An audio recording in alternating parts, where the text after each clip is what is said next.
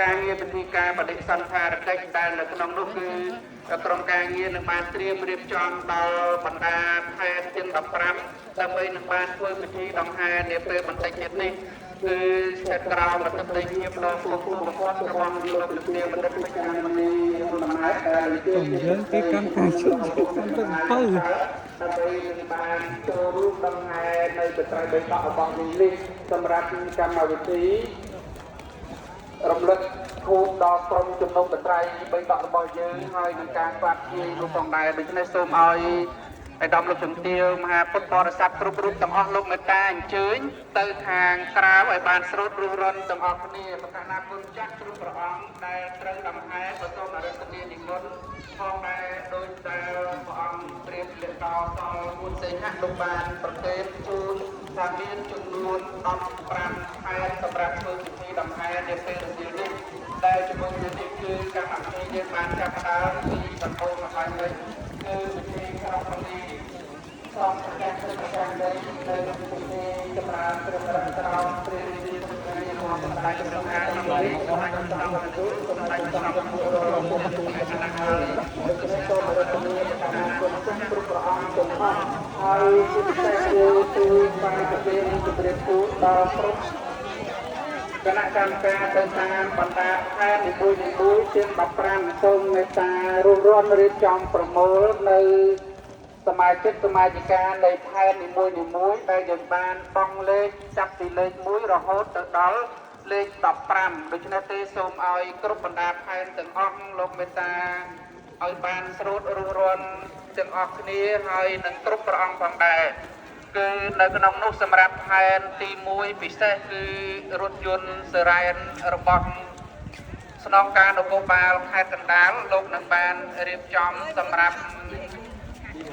នាំមុខក្នុងការដង្ហែក្បួនព្រះត្រៃបិដករបស់យើងនេះហើយជាមួយគ្នានោះយើងចាប់ផ្ដើមពីខែទី1គឺខែនៃកម្មការរបស់ព្រះមានចំនួន2នាក់ដែលតែសូមអរគុណនិមន្តប្រកាសណាគុណចាស់គ្រប់ព្រះអង្គនិមន្តទៅខាងក្រៅឲ្យបានស្រូបគ្រប់ព្រះអង្គទៅទីសូមអរគុណនិមន្ត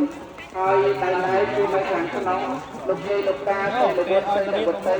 ដែលលោកមាន3ចាស់ជរាមិនអាចធ្វើដំណើរបាននៅទីកន្លែងទទួលមេត្តារៀបចំសម្រួល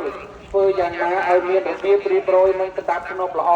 ហើយសូមជម្រាបដល់ក្មួយសិស្សានុសិស្សដែលអង្គុយនៅលើខឿនព្រះវិហារខាងជើងនេះចឹងទេសូមក្មួយអញ្ជើញចេញពីកន្លែងខឿនព្រះវិហារសូមកុំឲ្យអង្គុយបែរខ្នងមកខាងក្រៅនេះហើយព្រះអង្គលោកកំពុងតែនិមន្តដោយស្មើប្របាដូច្នេះទេសូមមួយទាំងអស់មេត្តាអធិស្ឋានសូមតែកុំអង្គុយបែរខ្នងអង្គុយយកជើងទៅខឿនខាងលើព្រះវិហារហើយខាងជើងជាសូមឲ្យបងប្អូនទាំងអស់មេត្តាស្រួលឡាបងជីងរកអឺតជីរកអឺតព្រះ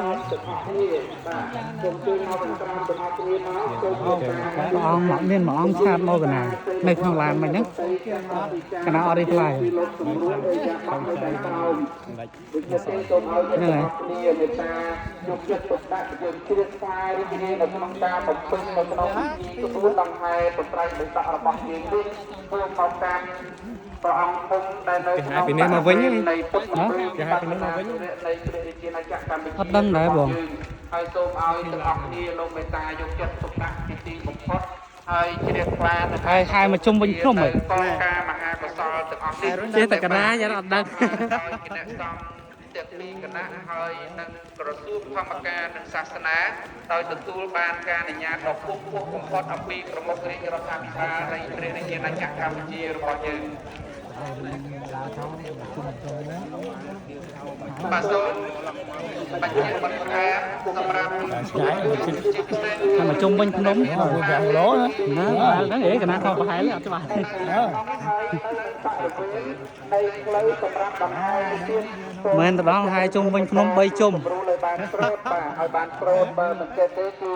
ខាងបងកងកម្លាំងមានសមត្ថកិច្ចលោកនឹងមានវិធានការចាត់ចែងហើយចឹងសូមឲ្យម្ចាស់រថយន្តលោកមេត្តាឲ្យរួសរាល់បន្តិចបើសូមអរគុណដល់ផ្សេងនេះដែលបានជម្រាបជូនដល់អង្គពិធីបានជ្រាបអំពីដំណើរ